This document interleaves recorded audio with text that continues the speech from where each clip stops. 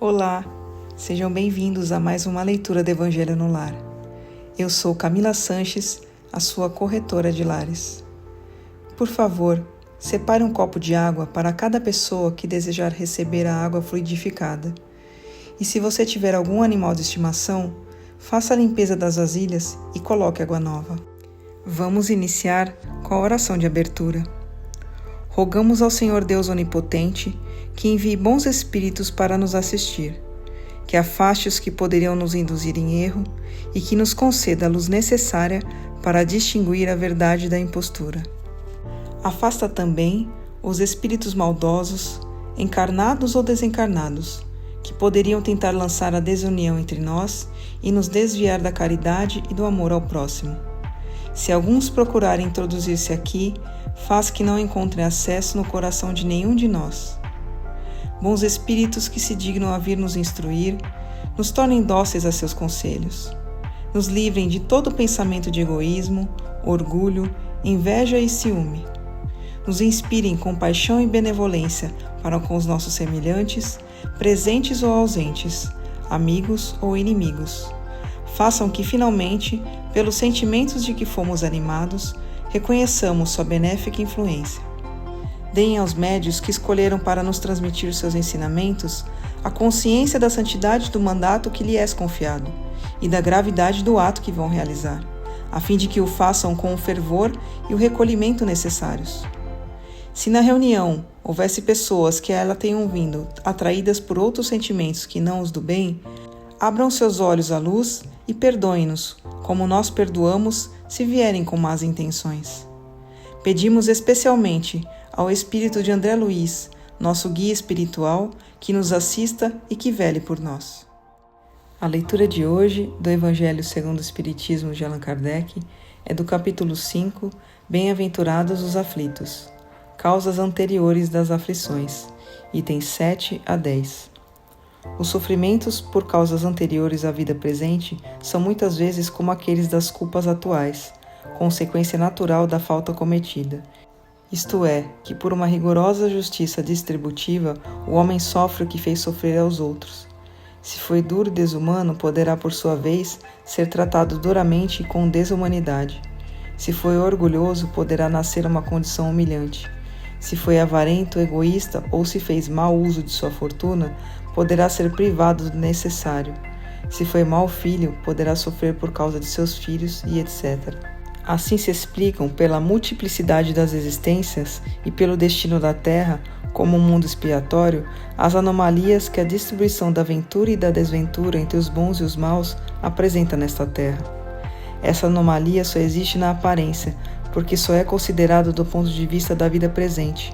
Mas se for elevada pelo pensamento de maneira a abranger uma série de existências, poder-se-á constatar que a cada um é atribuída a parte que merece, sem prejuízo daquela que lhe tocar no mundo dos espíritos, e constatará que a justiça de Deus nunca se interrompe. O homem nunca deve perder de vista que está no mundo inferior, onde é mantido somente por suas imperfeições. A cada tribulação, deve lembrar-se de que, se pertencesse ao mundo mais avançado, isso não aconteceria e que só depende dele não voltar mais a este mundo, trabalhando para ser melhor. As tribulações podem ser impostas a espíritos endurecidos ou muito ignorantes, para levá-los a fazer uma escolha com conhecimento de causa, mas elas são livremente escolhidas e aceitas por espíritos penitentes, que querem reparar o mal que fizeram e tentar proceder melhor. Este é o caso daquele que, tendo realizado mal sua tarefa, pede para recomeçá-la, a fim de não perder o fruto de seu trabalho.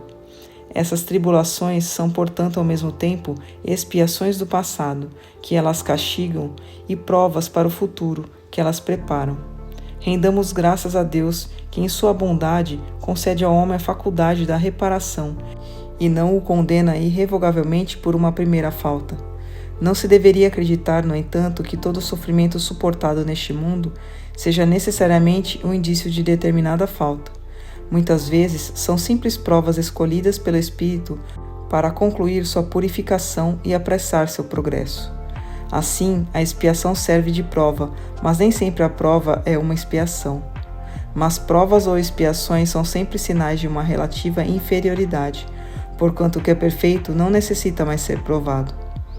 Um espírito pode, pois, ter conquistado certo grau de elevação, mas querendo avançar mais, solicita uma missão, uma tarefa a executar, pela qual será tanto mais recompensado se sair vitorioso, quanto mais penosa tiver sido a luta.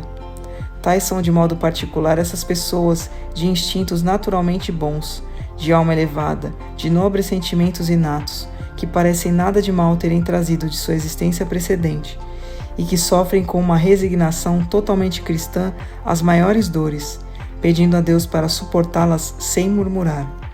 Pode-se, ao contrário, considerar como expiações as aflições que provocam queixas e impedem o homem a revolta contra Deus.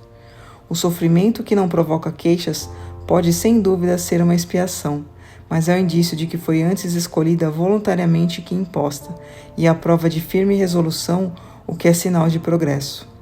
Os espíritos não podem aspirar à perfeita felicidade a não ser quando são puros. Toda imundície lhes impede a entrada nos mundos felizes. São como os passageiros de um navio atingidos pela peste, aos quais é proibida a entrada numa cidade, até que não estejam curados.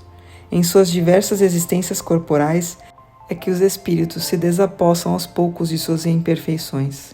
As provas da vida levam a avançar. Quando são bem suportadas, como expiações, elas apagam as faltas e purificam. São um remédio que limpa as chagas e cura o doente.